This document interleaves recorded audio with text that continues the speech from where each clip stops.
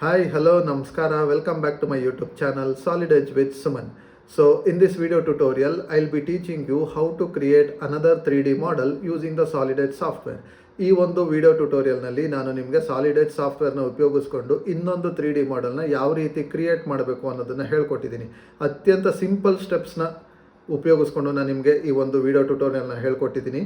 So if you have not watched my previous videos, so I have given the video link in the description box. Please do go and check once. And also, if you are watching this channel for the first time, please like this video, comment below and subscribe to my YouTube channel. Without wasting much time, let's begin our topic.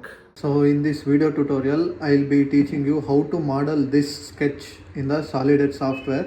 ಈ ಒಂದು video ಟ್ಯುಟೋರಿಯಲ್ನಲ್ಲಿ ನಾನು ನಿಮಗೆ ಇಲ್ಲಿ ಏನು ಕಾಣಿಸ್ತಿದೆಯಲ್ಲ ಈ ಒಂದು particular ಸ್ಕೆಚ್ನ ನಾನು ಯಾವ ರೀತಿ 3D ಮಾಡಲ್ ಆಗಿ ಮಾಡೋದು ಅಂದ್ಬಿಟ್ಟು ನಾನು ಸಾಲಿಡ್ ಎಡ್ಜಲ್ಲಿ ಹೇಳ್ಕೊಡ್ತೀನಿ. ಸಿಂಪಲ್ ಸ್ಟೆಪ್ಸ್ನ ಉಪಯೋಗಿಸ್ಕೊಂಡು ಹೇಳ್ಕೊಡ್ತೀನಿ, ದಯವಿಟ್ಟು ಗಮನಿಸಿ. So as you all know that you need to open the solid edge software and go to the solid part. So in the solid part window, you need to again click on to the sketch option and you need to select the top plane. Okay, so the plane will get normal to you. So now open your sketch. See here, first you need to model the bottom, that is the 120 by 160. It is a rectangle of width 160 and a height of 120 mm.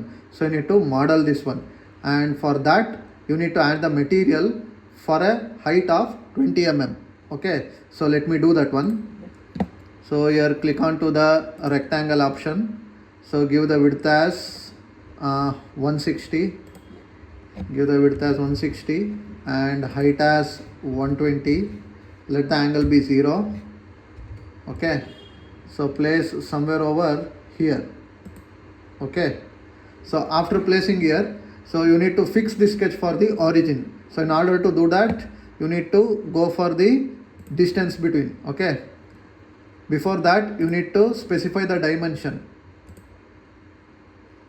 like this. Go to smart dimension and specify the dimension. After that, go to distance between from this line to middle. So it should be half of this 160. So what is the half of this 160? It is 80. Okay, and also give the distance from this line to this midline. So this distance will be half of this 120, this half of this 120. So that will be your 60.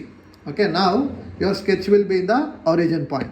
Now go to return option and give finish, cancel. Okay, so ಇಷ್ಟು ಮಾಡಿದ್ದಾದಮೇಲೆ next ನೀವು ಇದಕ್ಕೆ ಮೆಟೀರಿಯಲ್ನ add ಮಾಡಬೇಕು. ಎಷ್ಟು MM add ಮಾಡಬೇಕು material ಅಂತಲೇ up to 20 mm. Okay, so in order to do that, so click on to the protrusion option. So it will add the material. In order to add the material you need to go for the protrusion. In order to cut the material you need to go for an option called cutout. Okay, so your go to select from sketch and select the sketch which you have drawn right now. Give it as OK, and here select the symmetric protrusion. That means the material will add equally. So give the material height as 20 mm. So click it as OK, finish, cancel. So ಈಗ ನಿಮ್ಮದು material add ಆಗಿದೆ. ಓಕೆನಾ, next you need to model this portion. Okay, here you can able to see this profile. So first you need to draw this profile and then you need to again add the material. For drawing this profile you need to select the side plane. ನೀವು side ಪ್ಲೇನಲ್ಲಿ ಈ ಒಂದು ಪ್ರೊಫೈಲ್ನ draw ಮಾಡಿ ಇದಕ್ಕೆ ಮೆಟೀರಿಯಲ್ನ add ಮಾಡಿದ್ರೆ ನಿಮಗೆ complete sketch ಯಾವ ಥರ ಇದೆಯೋ ಆ ರೀತಿ ಜನ್ರೇಟ್ ಆಗುತ್ತೆ ನೋಡಿ. So go to sketch. Okay, select the side plane, that is the right plane. Okay, ನಾವು ಅಗೈನ್ ಕಮ್ ಹಿಯರ್. ನೋಡಿ, ಈ ಒಂದು ಪೋರ್ಷನ್ನು ಶುರುವಾಗಿರೋದು ನಮ್ಮ ಎಡ್ಜಿಂದ 10 mm ಮೇಲ್ಗಡೆ. ಓಕೆನಾ, 10 mm ಒಳಗಡೆಗೆ ಈ ಒಂದು ಸ್ಕೆಚ್ಚು ಶುರುವಾಗಿದೆ. ಇಲ್ಲಿಂದನೂ 10 mm ಡಿಸ್ಟೆನ್ಸ್ ಇದೆ, ಆ ಕಡೆ ಸೈಡಿಂದನೂ 10 mm ಡಿಸ್ಟೆನ್ಸ್ ಇದೆ. ಸೊ ಇಲ್ಲಿಂದ ಹೈಟ್ ಎಷ್ಟಿದೆ ಅಂತಂದರೆ it's of a 50 mm height. ಓಕೆನಾ, ಸೊ ಫಸ್ಟ್ ಅದನ್ನು ಕನ್ಸ್ಟ್ರಕ್ಷನ್ ಮಾಡ್ಕೊಳ್ಳಿ. ನೋಡಿ, go to line option. Line ಆಪ್ಷನ್ಗೆ ಹೋಗಿ ಇಲ್ಲಿಂದ 10 mm. Okay, 10 mm. ಆಮೇಲೆ vertical height 50 mm. Okay, next again ನೋಡಿ ಇಲ್ಲಿಂದ ಇಲ್ಲಿಗೆ ಎಷ್ಟಿದೆ ಅಂತಲೇ 25 ಇದೆ. ಅಗೈನ್ ಇಲ್ಲಿಂದ ಡೌನ್ವರ್ಡ್ಸು 30 ಇದೆ. ತಿರ್ಗಾ ಇಲ್ಲಿಂದ ಇಲ್ಲಿಗೆ 50 ಇದೆ. ಸೊ ಕಂಪ್ಲೀಟ್ ಈ ಪ್ರೊಫೈಲ್ ಏನಿದೆ ಅದನ್ನು ನಾನೀಗ ಕನ್ಸ್ಟ್ರಕ್ಟ್ ಮಾಡ್ಕೊಳ್ತೀನಿ. ದಯವಿಟ್ಟು ಗಮನ ಕೊಟ್ಟು ನೋಡ್ಕೋಬೇಕು, ಓಕೆನಾ. ನೋಡಿ, ಇಲ್ಲಿಂದ ಇಲ್ಲಿಗೆ 25 ಇದೆ, ಸಿಯರ್ 25, ಅಗೈನ್ ಡೌನ್ವರ್ಡ್ಸ್ 30 mm ಇದೆ, ಅಗೈನ್ ಹಾರಿಸಾಂಟಲಿ 50 mm ಇದೆ, ಅದೇ ರೀತಿ ಅಪ್ವರ್ಡ್ಸ್ 30 mm, 25 mm ಆ್ಯಂಡ್ ಈ ಒಂದು ಪೋರ್ಷನ್ನ ಟಚ್ ಮಾಡಬೇಕು ನೀವು, ಓಕೆನಾ. ಇಲ್ಲಿ ನಿಮಗೆ ಮಾರ್ಕಿಂಗ್ ಕಾಣ್ತಿದೆ ನೋಡಿ, you need to get this mark. Till there you need to draw the line vertically downwards.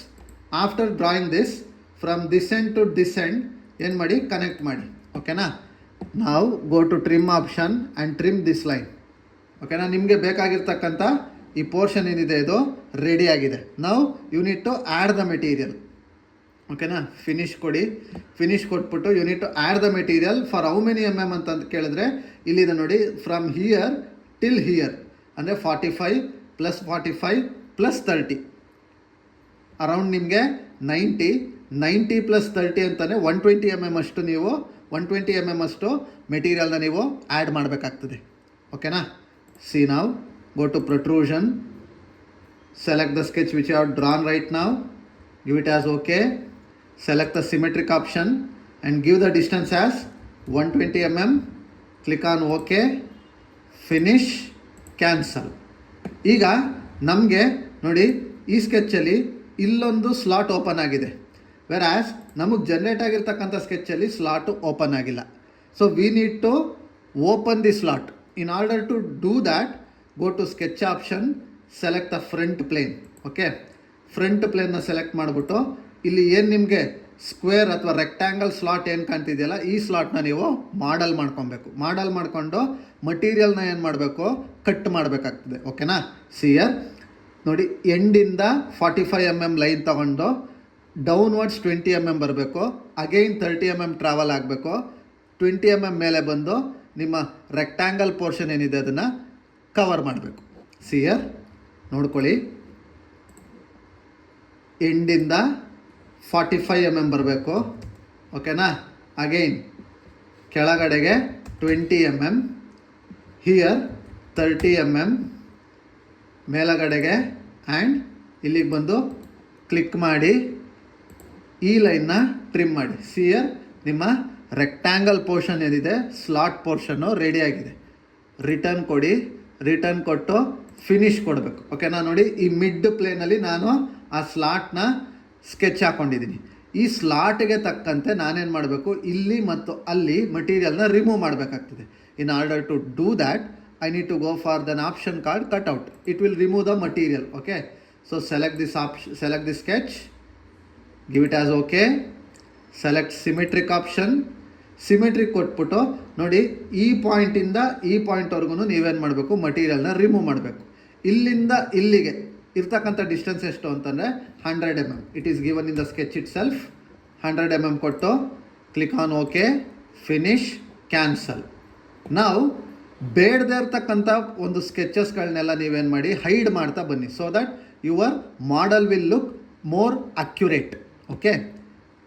Go to top, right click, hide it. Similarly go to right click, hide it. Go to front, right click, hide it.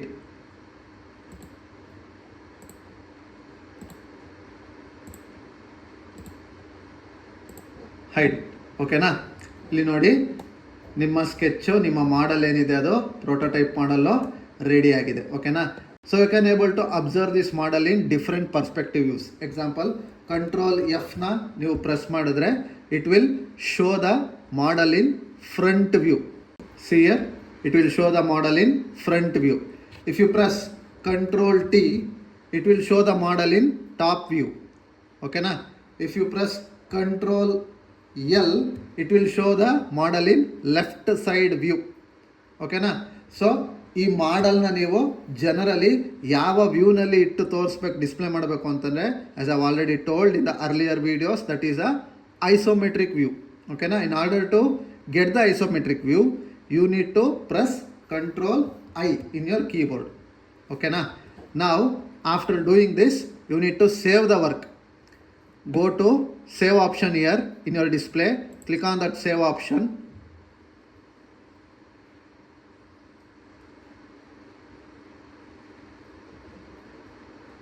Give it as OK and name the part. Okay, name the part accordingly and save the file. So I hope everyone have understood about this today's concept. So ಈ ಒಂದು ಕಾನ್ಸೆಪ್ಟಲ್ಲಿ ಯಾವುದೇ ಥರದ doubt ಇದ್ರೂ comment ಮೂಲಕ ನನಗೆ ತಿಳಿಸ್ಕೊಡಿ.